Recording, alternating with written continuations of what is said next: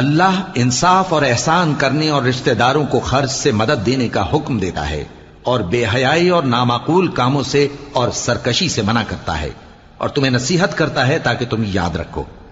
और जब अल्लाह से अहद करो तो उसको पूरा करो, और जब पक्की कस्में खाओ तो उनको मत तोड़ो कि तुम अल्लाह को अपना जामिन मुकर्रर कर चुके हो, और जो कुछ तुम करते हो अल्लाह उसको जानता है। और उस औरत की तरह न होना जिसने मेहनत से तो सूद काटा,